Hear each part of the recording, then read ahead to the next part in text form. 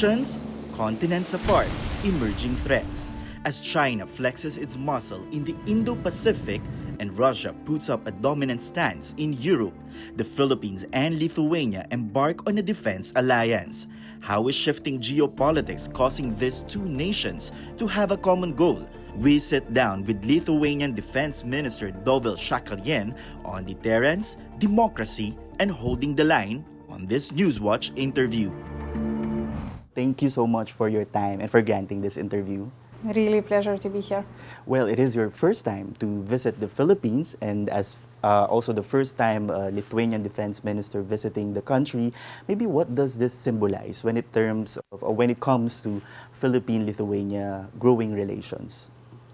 I think it symbolizes even more than opening a new chapter in the cooperation and relationship between Lithuania and Philippines.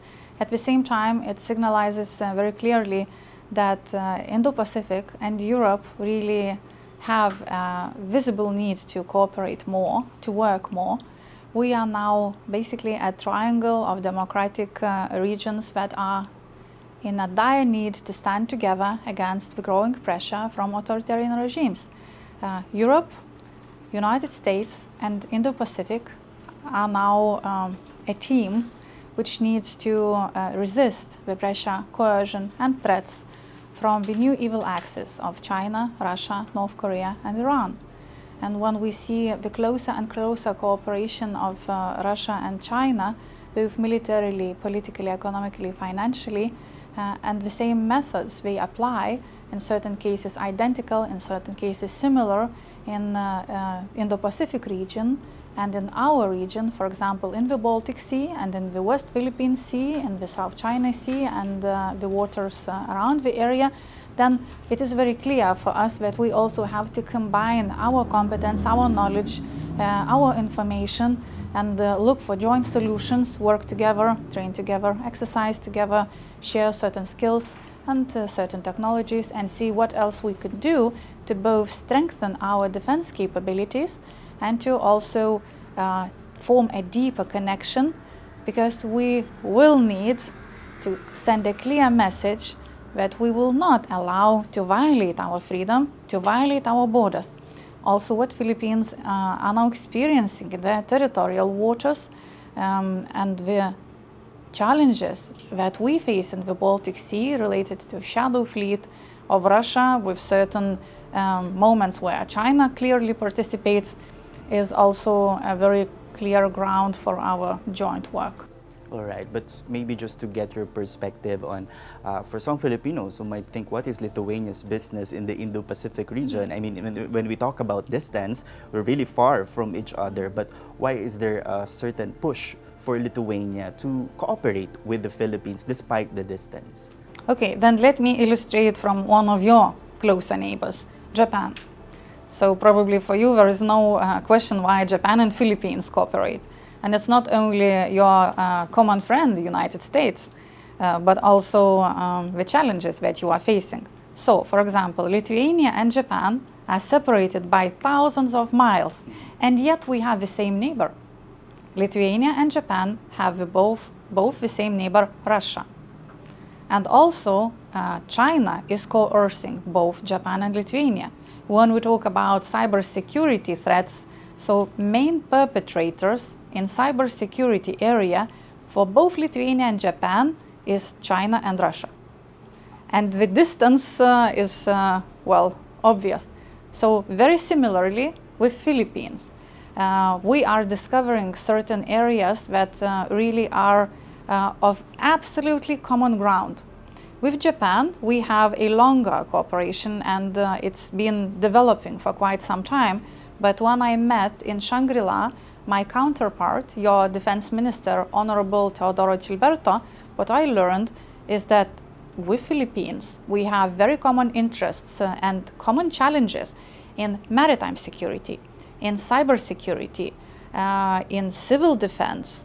Hopefully, we are going to have cooperation in defense industry and our military-to-military cooperation in, for example, certain exercises, ability to learn from each other is also one more area where, just like with other Indo-Pacific countries, I see that we can work together.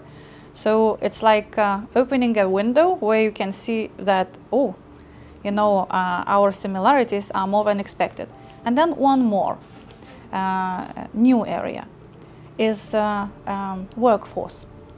Lithuania currently has an unprecedented number of Russian-speaking work migrants. For us, it's a very sensitive issue, not only because we have been occupied by Russia twice. Lithuania has endured occupation by Russian Empire and then by Soviet Russia for a long time, and it really left a lot of scars in our society. I come from a family that was directly persecuted by Soviet Russia, so for us it's very sensitive. But moreover, these 220,000 migrants, for us it's a lot, we are just 2.8 million citizens country. So for us it's a lot, and these people are vulnerable in national security aspect because they are being contacted by Russian and Belarusian special services. They sometimes are being pressured, sometimes are being recruited, sometimes we have families that live in Belarus or Russia or in the region that is related to Russia very directly and this post-Soviet area. So they pose, in certain cases, certain risks and is a vulnerability, national security-wise. Whereas when we talk about Filipino society, English-speaking, Catholic, non-radical, non-related to Russia, very highly skilled, competent, with wonderful work ethics, and also value-wise, we are quite similar. We are very deeply Catholic country, where family is at the center of our value system. So therefore, I think that it's also, again, a very good platform for cooperation. When I talk to my colleagues from other European countries, we feel that this is a wonderful help. And we are, regretfully, just like other European Union countries, we are aging society. And we do need workers. And in certain areas, such as transportation, for example, we are quite dependent on the foreign workforce. And I would really like to exchange at least a part of Russian-speaking work migrants with English-speaking Catholic Filipinos. All right. And just to go back a bit on one of the biggest announcements during your visit here in the Philippines was the signing of a defense cooperation with the Philippines.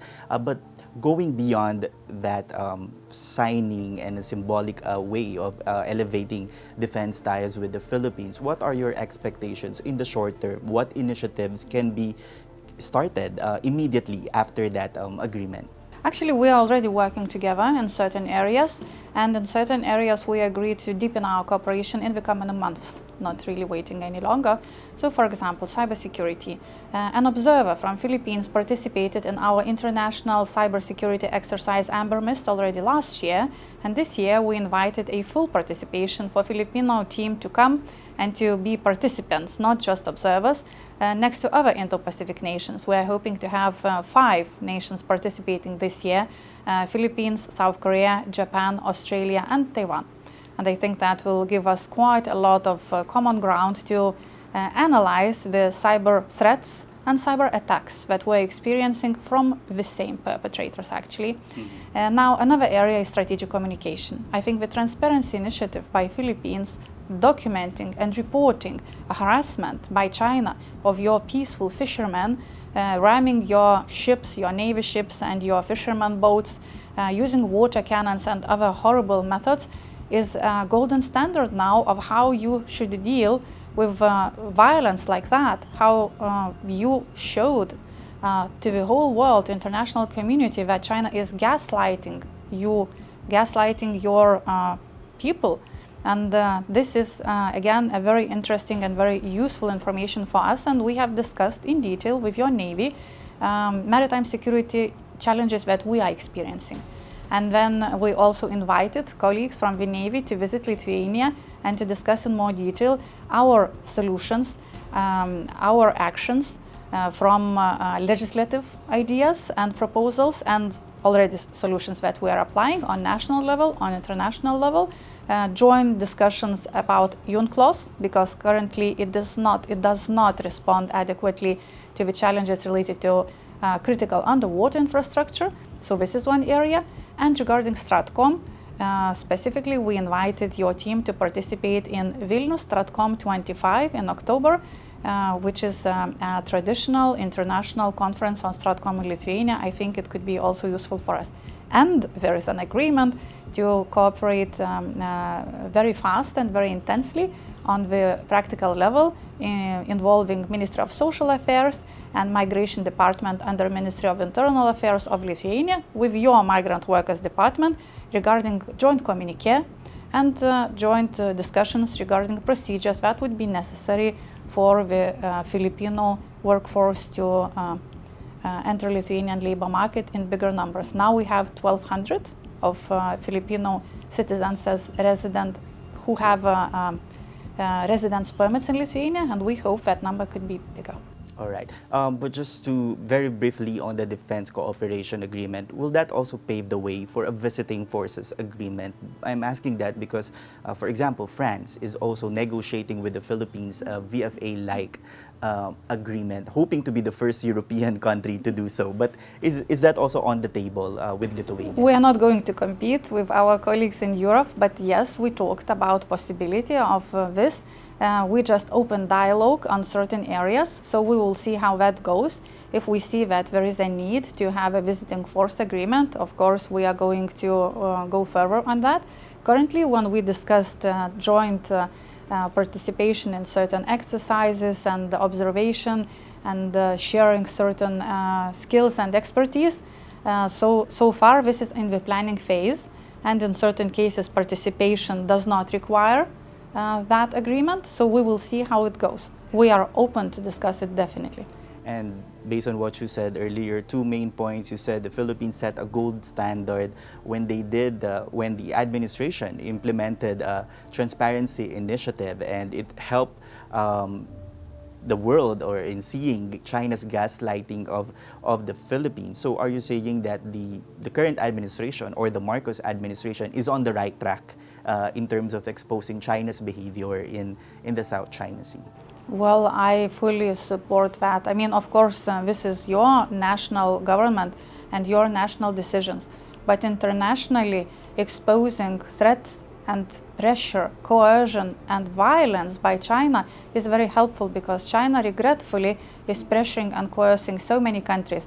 Actually, China's behavior with Lithuania just a few years ago, because a Taiwanese representative office was opened in Lithuania, also I think explains very well that China does not limit itself to its neighbors. And by the way, I'm the only NATO defense minister blacklisted by China, together with all my family, just for speaking out the truth about coercive and violent actions of China, including against its own citizens. How important is it for, let's say, Lithuania, Europe, and the Indo-Pacific to work together because of the growing, because people are describing the South China Sea situation, the Taiwan, the possibility of Taiwan invasion are two possible flashpoints in this region to prevent it from another war from happening. So how urgent is it for countries to unite and work together? Well, the new axis of evil has formed, and they are working together very efficiently and closer.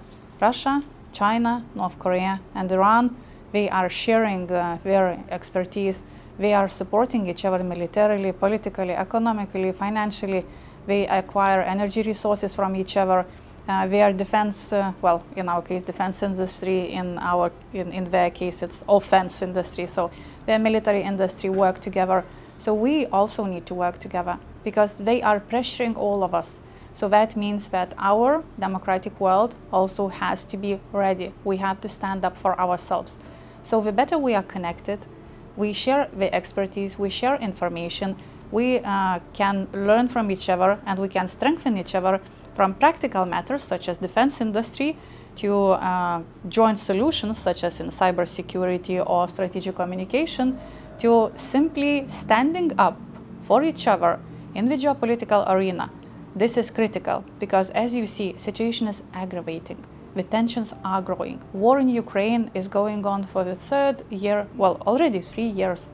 And this is looking terrible, that we need in the 21st century to discuss issues like stopping the next wars from happening on such a massive scale.